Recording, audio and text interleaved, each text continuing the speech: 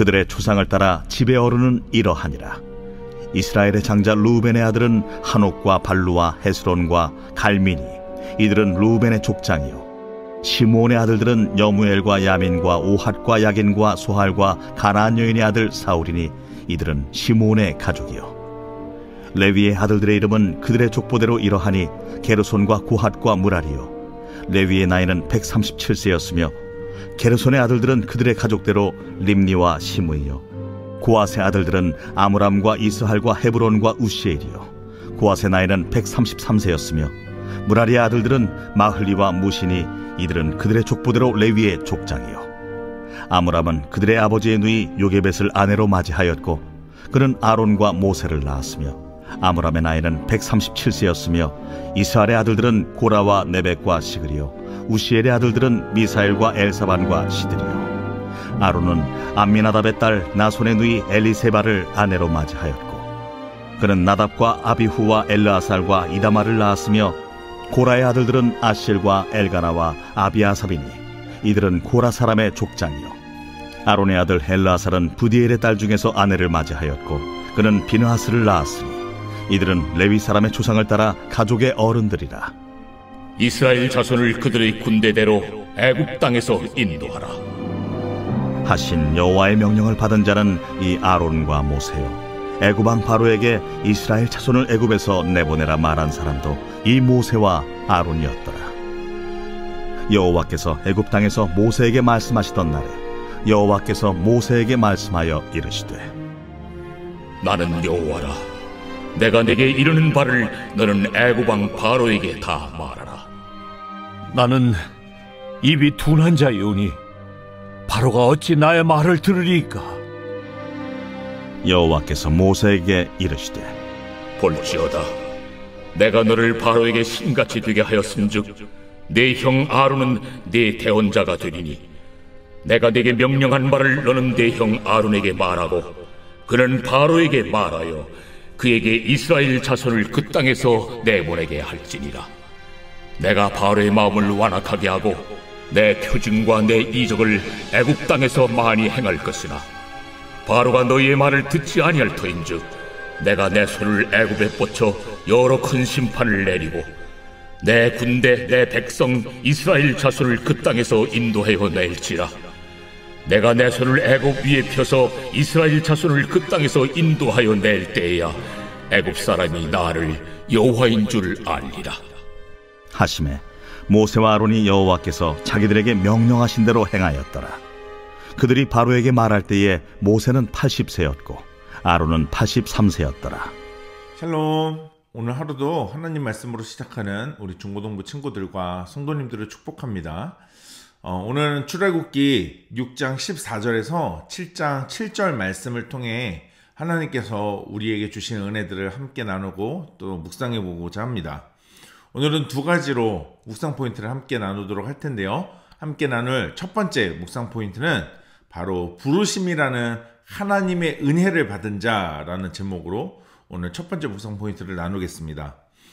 오늘 14절부터 모세와 아론의 족보가 나오고 있습니다. 성경에서는 족보가 자주 나오는데 이 족보의 끝에는 하나님께서 인간을 구원하시기 위한 이 구속의 역사 중에서 중요한 사건이나 인물이 등장하는 경우가 많습니다. 오늘 나오는 족보는 이스라엘을 구원할 모세에 대한 족보입니다. 자, 그런데 이 족보가 아주 의미심장하다고 할 수 있습니다. 요셉 이후에 많은 사람들이 이스라엘 자손이었다는 것을 족보를 보면, 그리고 족보뿐만 아니라 특히 애굽에서 시작한 노역의 생활 그리고 고난의 생활 가운데 존재했던 많은 사람들, 특히 많은 이스라엘 사람들이 있었다는 것을 우리는 알 수 있습니다.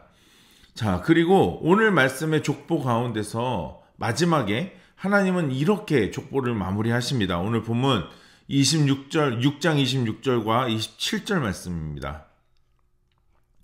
이스라엘 자손을 그들의 군대대로 애굽 땅에서 인도하라 하신 여호와의 명령을 받은 자는 이 아론과 모세요. 애굽 왕 바로에게 이스라엘 자손을 애굽에서 내보내라 말한 사람도 이 모세와 아론이었더라. 여러분, 그 많고 많았던 이스라엘 사람 중에 하나님께서는 모세와 아론을 부르셨습니다. 이스라엘 자손을 애굽으로부터 인도하라는, 애굽 땅에서 인도하라는 하나님의 명령도, 그리고 바로 왕에게 가서 이스라엘 자손을 애굽에서 내보내라고 말하는 사명을 받은 것도 모세와 아론이었습니다. 여러분, 이 말씀은 특히 어제 본문인 12절에서 여러분 여전히 하나님 앞에서 나는 말을 잘 할 줄 모르는 사람입니다, 나는 입이 둔한 사람입니다 라고 불평하고 투덜거리고 있던 모세의 모습에 이어서 나오는 이 족보라는 것을 생각해 보면 여러분 특별하다라고 말할 수 있는 겁니다. 여러분, 모세는 호렙산에서부터, 그러니까 처음 하나님을 만났을 때부터 계속 핑계대고 여러분 계속 변명하고 있습니다. 이렇게 믿음도 없고 나약한 자였다는 사실을 보면 이스라엘 구원은 하나님께서 전적으로 모든 것을 주도하신 일이고, 부르신 모세와 아론은 그저 하나님의 손에 붙들려서 쓰임 받을 뿐이었다는 거죠. 처음부터 그들이 인간적인 면모로 여러분 구원자가 될 만한 어떤 능력이나 성품도 갖지 못했다는 것을 알 수 있습니다.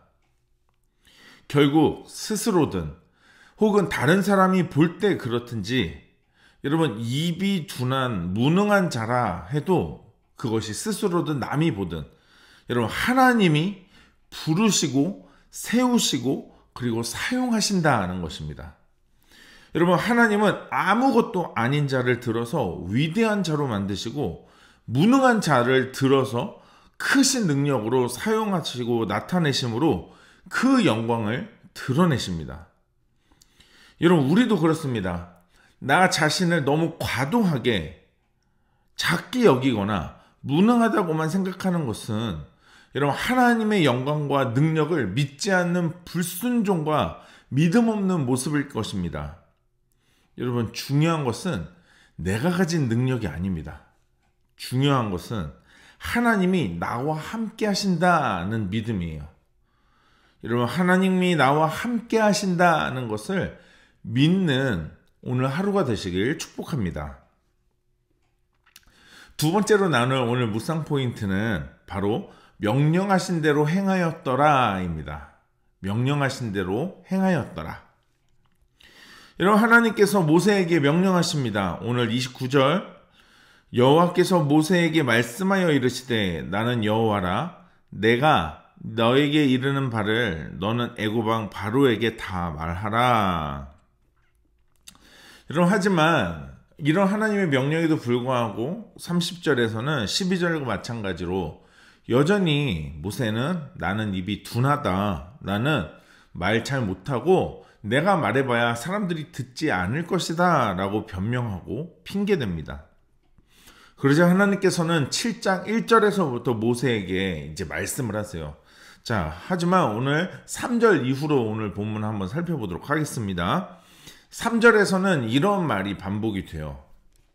내가 완악하게 하고 내가 행할 것이나. 4절, 내가 내 손을, 내 군대, 내 백성 이스라엘 자손을 인도하여 낼 것이다. 5절, 내가 내 손을 펴서 이스라엘을 인도하여 낼 때, 그러니까 지금 내 손, 나, 이 말이 계속 반복되고 있거든요.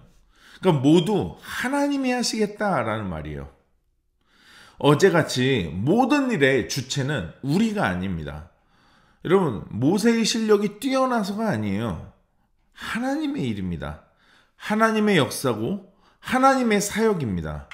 하나님이 하십니다. 내가 하겠다고 하신다라고 여러분, 하나님께서 내 손으로 하시겠다라고 말씀하시는 거예요. 그리고 하나님께서는 자신의 하시는 일을 통해서 애굽 사람이 나를 여호와인 줄을 알게 하리라 라고 말씀하십니다. 그러니까 이 모든 일의 목적은 애굽 사람으로 하여금 그 애굽 사람들이 내가 여호와인 걸 알게 하겠다라는 거죠. 여러분, 하나님께서는 오늘 우리도 세상을 향해 가라고 말씀하십니다. 모세와 아론처럼 너 가라, 이제 전해라, 말해라. 이런 하나님께서 맡기신 사명을 전해야 할 복음과 말씀을 전하라고 말씀하십니다. 우리는 나는 말을 잘 못한다고, 난 능력이 없다고, 나는 그런 거 할 줄 모른다고, 사람들이 내 말을 듣겠냐라고 핑계댈지 모릅니다.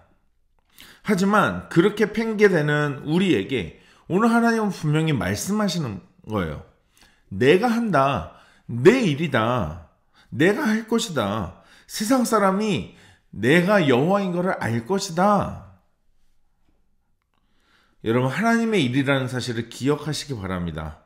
하나님의 일입니다. 오늘 본문 7장 6절, 모세와 아론이 여호와께서 자기들에게 명령하신 대로 행하였더라. 모세와 아론이 여호와께서 자기들에게 명령하신 대로 행하였더라. 여러분, 전혀 자신의 생각과는 다른 반응을 보였던 이스라엘 사람들에게 다시 하나님의 말씀을 전한다는 거 여러분 쉬운 일 아닙니다. 자, 그런데 오늘 그들이 여호와께서 명령하신 대로 다 행했다라고 기록하고 있어요. 여러분, 명령하신 대로 하면 됩니다. 가서 전하면 됩니다. 우리가 마땅히 전해야 할 말을 우리 입술로 말하면 됩니다. 시키신 대로 순종하면 됩니다. 특히 6장 29절에서 하나님은 애굽 왕 바로에게 다 말하라 라고 되어 있어요. 다 말하라. 내가 원하는 거 빼고 이것만 전하라가 아니라 전부 다 말하라 라고 이야기합니다. 적당히 말하고 싶은 만큼, 혹 상대가 이해할 수 있을 것 같다고 생각되는 만큼만이 아니라 전부 다 이야기하라고 말씀하시는 거예요. 그리고 우리는 시키는 대로 행하면 됩니다. 시킨 대로 행할 때, 명령대로 우리가 행할 때, 순종할 때 하나님께서 자신을 드러내실 겁니다. 여러분, 우리가 그렇게 할 때 하나님은 자신을 증명하실 것입니다. 하나님은 자기 자신을 나타내실 겁니다. 여러분, 오늘도 우리가 하나님 앞에서 명령하신 대로 행해야 한다는 사실을 기억하길 바랍니다. 오늘도 시키신 대로 행할 때 우리의 삶에 채우시는, 또 우리에게 나타내시는 하나님의 은혜와 하나님의 능력을 통해 하나님의 살아계심을 보는 오늘 하루가 되었으면 좋겠습니다. 오늘 이 두 가지 묵상 포인트로 오늘 말씀을 다시 한번 읽으시면서 오늘 나에게 주시는 하나님의 음성과 하나님의 말씀을 기록해 보시고 결단하는 시간 가져보도록 하겠습니다.